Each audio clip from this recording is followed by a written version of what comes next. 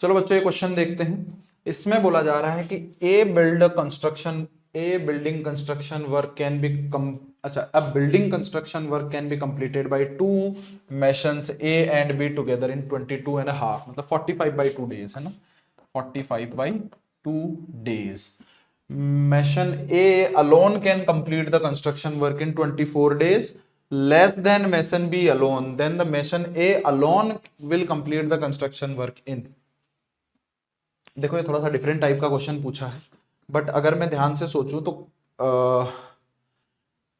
Work done जो एक तरीके से मैथमेटिक्स की भाषा में बोल सकते हैं अपन, वर्क डन जो है मतलब टोटल वर्क जो है, टोटल वर्क बोलेंगे, टोटल वर्क ये कितना होता है, ये होता है एफिशिएंसी भाई, एफिशिएंसी भाई एक दिन में कितना काम कर सकता है into number of days, number of days भाई पर डे में वो कितना काम कर रहा है इनटू कितने दिन लगे उसे, वो टोटल वर्क हमें बताता है। सही बात है। तो यहां से अगर मैं टोटल ऐसे समझो कि भाई ऐसे शुरू करता हूं कि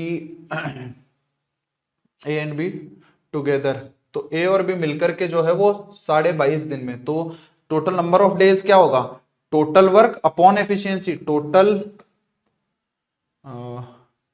कितना बोल रहा है ये, टोटल वर्क ये अपने पास में कितना हो जाएगा, ऐसे ही लिख लेते हैं चलो, total work is equal to efficiency, दोनों की मिलाकर के एफिशिएंसी, मतलब P प्लस Q, ऐसे चलो efficiency, total efficiency into number of days कितने लग रहे हैं 45/2। ठीक है। अब इसके बाद में आगे बोल रहा है कि mason A alone can complete the construction work in 24 days. Alone भी टोटल वर्क को, तो टोटल वर्क टी को ही मैं कैसे लिख सकता हूं यहां पे ए की टर्म्स में, कैसे लिख सकता हूं कि ए की efficiency of A into 24 days है ना, ए की एफिशिएंसी भाई ए पर डे में कितना काम करता है इंटू 24। ऐसे ही इसने अच्छा 24 days less than mason B alone, मतलब मान लो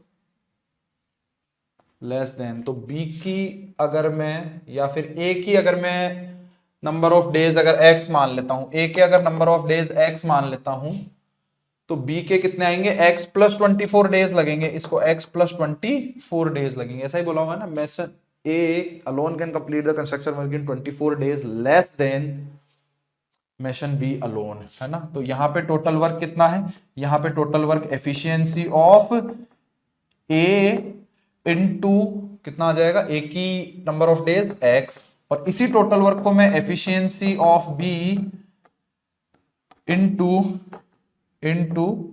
बी के द्वारा लगने वाला टाइम, बी कितना टाइम लगा रहा है x प्लस 24, इतना टाइम लगा रहा है। तो ये हमारे पास में जनरेशन मतलब इक्वेशन जनरेट हो गई। यहां से अगर मैं बात करूं तो t अपॉन या फिर एफिशिएंसी ऑफ ए कितना आ जाएगा, एफिशिएंसी ऑफ ए आ जाएगा हमारे पास में t by x, efficiency of B आ जाएगा हमारे पास में t अपॉन एक्स प्लस 24, और एफिशिएंसी टोटल एफिशिएंसी आ जाएगी हमारे पास में, टोटल एफिशिएंसी आ जाएगी हमारे पास में 2t अपॉन 45। तो टोटल एफिशिएंसी क्या है, इन दोनों का सम ही तो है, टोटल एफिशिएंसी क्या हो जाएगा, इन दोनों का सम, मतलब t by x plus T by x plus 24, और ये टोटल एफिशिएंसी किसके इक्वल दे रखी है 2t बाई 45। तो ये इक्वेशन जनरेट हो गई, t से t उड़ जाएंगे सारे के सारे, तो x इंटू एक्स प्लस 24 हमारा एलसीएम आ जाएगा। तो यहाँ पे x प्लस 24 प्लस एक्स, तो 2x plus 24 is equal to 2 upon 45, तो 2 से 2 उड़ गए, यहां से कितना आ जाएगा x plus 12 is into 45, x plus 12 into 45 is equal to x square plus 24x। तो ये इधर से कितना आ जाएगा एक्स स्क्वायर, यहां से 45x आएगा और वो उधर जाकर के 45 माइनस 24 तो माइनस के 21x बना देगा, और प्लस ये इधर से कितना आ जाएगा 12 into 45 is equal to, sorry minus, ये भी माइनस आएगा, ये भी उधर जाके minus 12 into 45 is equal to 0, है ना। ये x है, ये x है, ये x नहीं है ना, 12 सकता, चलिए इसको भी x बोल दो। 12 इंटू 45, तो 12 इंटू 45 के क्या कर लेते हैं, फैक्टर कर देते हैं। 12 2 इंटू 2 इंटू 3 इंटू 45 के ये हो गए। 21 लेके आना है, कैसे आएगा, कैसे आएगा भाई, 9 27 कैसे आएगा,